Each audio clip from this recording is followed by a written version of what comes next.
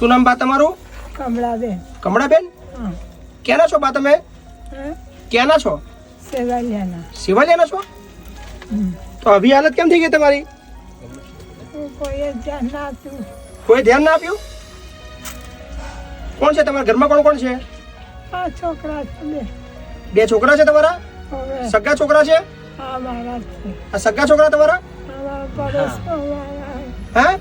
છોકરો તો એક મારો છે છોકરો. પણ છોકરા છોકરો જતો રહ્યો એક?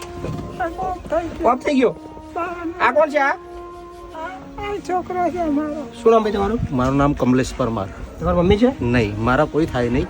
આ મારા ગામમાં રહેતા હતા પહેલાં, એમનો છોકરો ગુજરી ગયો. અચ્છા. એમની છોકરી પછી એમને લઈ ગઈ હતી.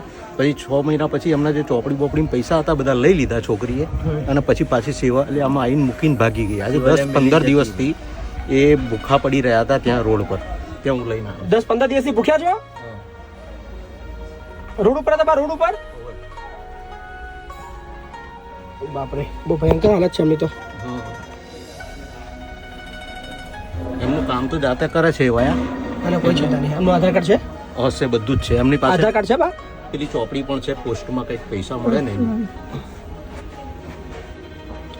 તમે કઈ ના છો? હું સેવાલિયાનો. તમારું નામ? કમલેશ પરમાર. તમારા ફરિયામાં રહેતા હતા બા? ના, અમારા પાછળ રહેતા હતા, પણ તે અત્યારે લગભગ આટલા દિવસથી મેં દેખ્યા ને મને લાગ્યું કે અમને મૂકવા જવા જેવું છે એટલે મૂકવા.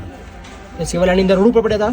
હા, રોડ પર જ રહેતા હતા. 10 દિવસથી રોડ ઉપર જ હતા? 10 દિવસથી. બાપરે બાપરે. કોઈ વાંધો નહીં બા, તમને લઈ લે આશ્રમમાં. હા ને, ચિંતા ના કરશો. હા,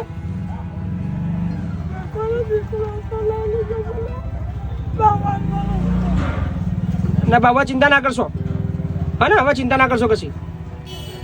એમની પાસે 50-60 હજાર હતા ને, છોકરી લઈને ભાગી ગઈ. 50-60 હજાર રૂપિયા એમના ખાતામાં હતા. હા. છોકરી લઈને ભાગી ગઈ.